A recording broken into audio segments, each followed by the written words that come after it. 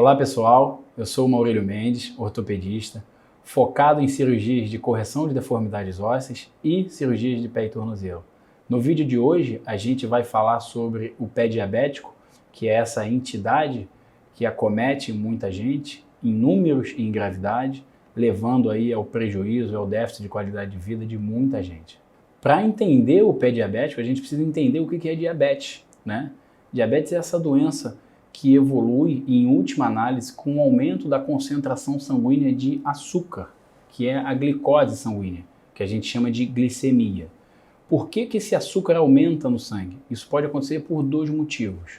Um deles é o paciente não produz a insulina, que é o hormônio que regula essa taxa de açúcar no sangue, ou ele produz a insulina, mas não é capaz de entender a mensagem da insulina.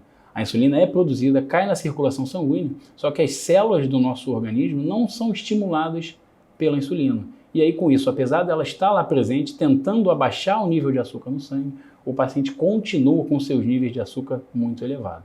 O paciente portador de diabetes pode ter um nível de alterações sistêmicas muito elevado. Isso pode acontecer no olho, apresentando retinopatia diabética, isso pode acontecer nos rins, apresentando insuficiência renal. Ele pode ter efeitos cardíacos importantes, evoluindo com insuficiência cardíaca, pode ter efeitos no sistema neurológico periférico, os nervos periféricos não funcionam da mesma maneira, e também no sistema vascular periférico. Os vasos sanguíneos da periferia, das extremidades, não distribuem o sangue da maneira que acontece. E é justamente nesses dois últimos itens, o sistema vascular periférico e o sistema neurológico periférico, o prejuízo desses dois sistemas faz com que o paciente tenha problemas gravíssimos nos pés. E é disso que a gente vai falar principalmente hoje. O prejuízo no funcionamento do sistema nervoso periférico pode acometer os pés de duas maneiras, principalmente. Uma delas é alterando a sensibilidade das extremidades, e aí tanto vale para a mão quanto para o pé, mas também alterando a motricidade, a mobilidade das extremidades. Quando a gente fala de sensibilidade, o paciente diabético vai perdendo de forma gradual a sensibilidade ao tato, à dor, à temperatura. E isso, na primeira visão, pode parecer que é uma coisa boa, o paciente não sentir dor, o paciente não sentir uma queimadura. Só que a gente não pode esquecer que esses sentidos são uma ferramenta importante de defesa do nosso organismo. Quando eu estou cozinhando numa panela, por exemplo, e encosto inadvertidamente a mão na panela quente, eu tenho a sensibilidade que identifica isso. E eu imediatamente removo a minha mão e não permito que aconteça uma lesão grave por queimadura naquela ocasião. O mesmo vale para o pé. Se eu estiver andando na areia da praia, quando eu piso naquela área que é muito quente, eu percebo isso que está quente e saio correndo para diminuir a lesão que pode acontecer ali. O paciente diabético simplesmente não sente isso. Ele não sente essa queimadura, ele não sente dor. Então, se ele pisa numa areia quente, ele continua andando ali calmamente, sem problema, até fazer uma queimadura muito grave. Se entra uma pedra no sapato dele, nós que temos uma sensibilidade preservada, imediatamente percebo aquela pedra e tiro, de forma que ela não causa uma lesão grave no meu pé. O paciente diabético, se entra uma pedra no pé dele de manhã, no calçado dele de manhã, aquela pedra vai ficar furando o pé dele até o final do dia, porque ele não tem sensibilidade na planta do pé. E aí, o que poderia ser só um arranhão na pele, acaba evoluindo com uma ferida enorme, que ele só percebe no final do dia quando tira o sapato e vê que a meia está suja de sangue ou de qualquer outra secreção que pode aparecer ali naquele ponto.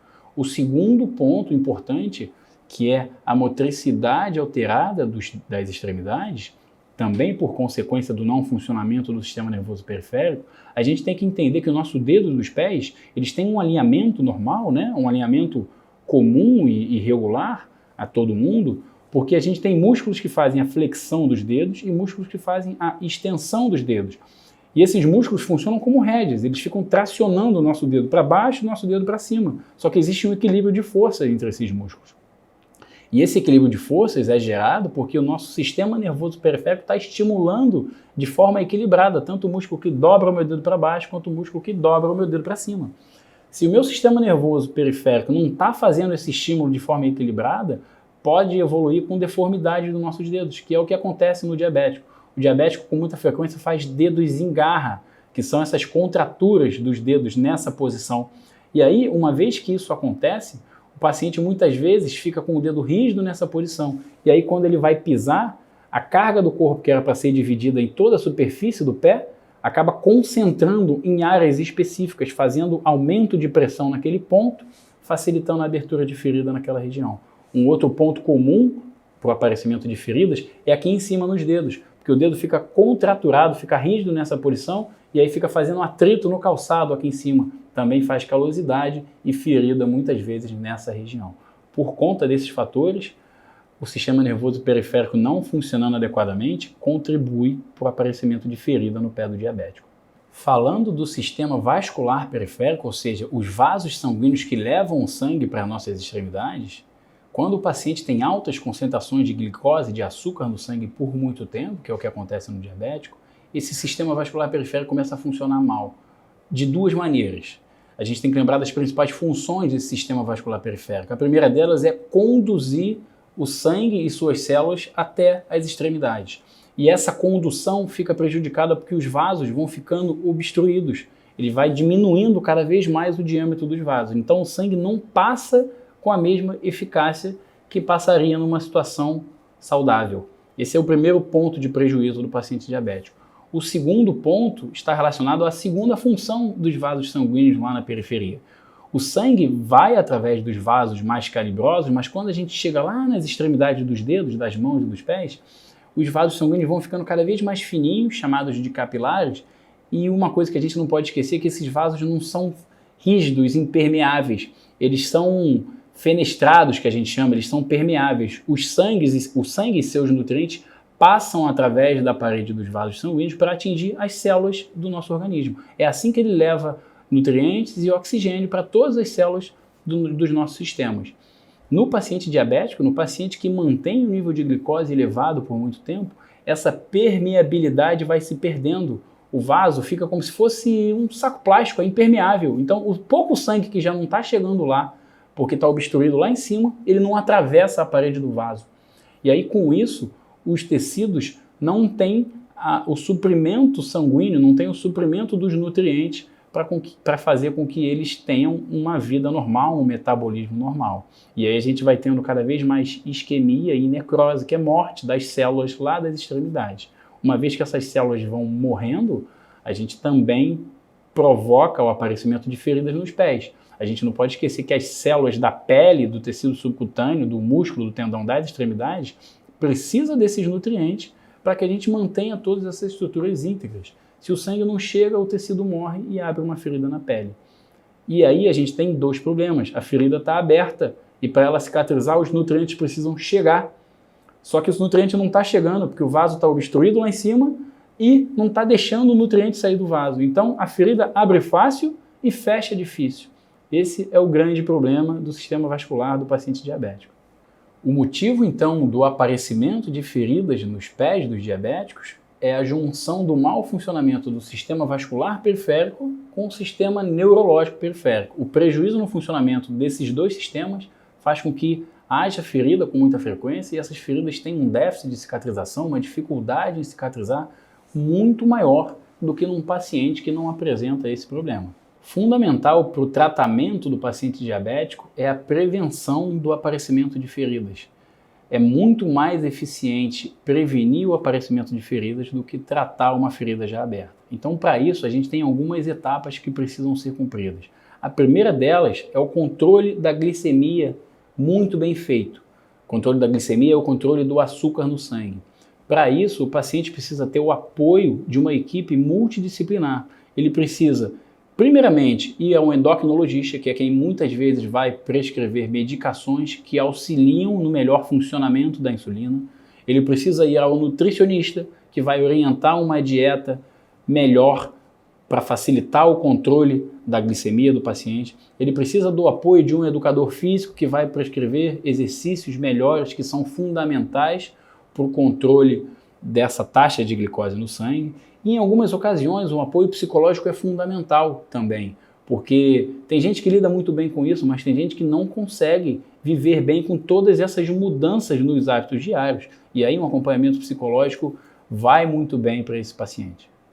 O segundo ponto importante para a prevenção é o paciente não andar descalço. considerando que aquela região da planta do pé não tem uma sensibilidade boa, então não tem a defesa que o organismo normalmente produz para prevenir lesão, e considerando que se houver uma ferida ele vai ter uma dificuldade de cicatrização muito maior, a gente tem que prevenir qualquer possibilidade de lesão naquela região, e usar sempre calçados é a melhor maneira de fazer isso. O terceiro ponto na prevenção do aparecimento de feridas é o autoexame do pé.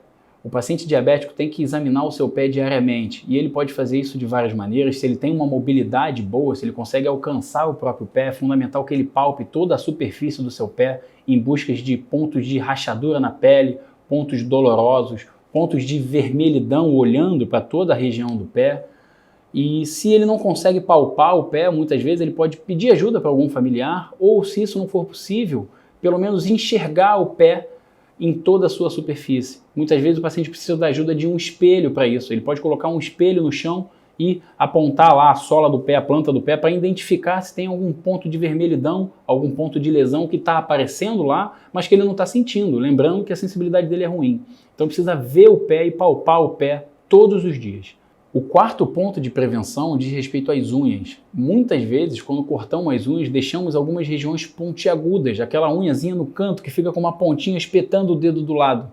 Numa ocasião normal, num paciente que não tem nenhuma alteração, essa pequena espetada que acontece no dia seguinte está cicatrizada e está tudo certo, não tem problema. Mas o paciente diabético, a ferida abre e não fecha. Então ele não pode ter uma espícula de unha espetando o dedo do lado. Ele tem que cortar sempre a unha com muito cuidado, não deixando áreas pontiagudas, sempre mais arredondado possível, sem quinas. Se ele tem dificuldade de fazer isso sozinho, ele pode pedir ajuda para algum familiar, eventualmente a ajuda de podólogos ajudam muito nessa questão de cuidados com as unhas. Os calçados utilizados pelo paciente diabético são um ponto fundamental na prevenção do aparecimento de feridas. É importante que ele evite calçados rígidos demais, calçados que possam causar atrito na sua superfície, calçados que tenham costuras internas, tudo isso são pontos que podem fazer atrito exagerado na pele do paciente e favorecer a abertura de lesões. Existem hoje em dia uma infinidade de fabricantes destinados exclusivamente para a confecção desse tipo de calçado, e isso facilita bastante o acesso para os pacientes portadores de diabetes.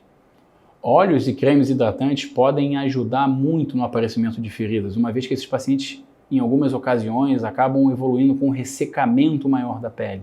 E esse ressecamento facilita o aparecimento de pequenas feridas. Se o paciente mantém a pele hidratada, seja com óleos ou hidratante, ele também está fazendo um cuidado maior e prevenindo o aparecimento de lesão. E se a ferida aparecer, como que a gente faz para tratar, né? Mais uma vez, a gente precisa sempre de uma equipe com muitos profissionais, cada um na sua área, atuando no que é importante. A equipe de enfermagem auxilia bastante nos cuidados locais, nos curativos realizados nas feridas. Existe uma série de tipos de curativos diferentes, dependendo da localização e do aspecto da ferida. A equipe ortopédica vai ser fundamental para a avaliação da pisada do paciente, das deformidades ósseas que o paciente pode encontrar e para a correção dos pontos de hiperpressão que facilitam o aparecimento daquela ferida. Se a gente não remover esses pontos de hiperpressão, a gente não consegue cicatrizar aquela ferida. E é nesse ponto que o ortopedista vai atuar.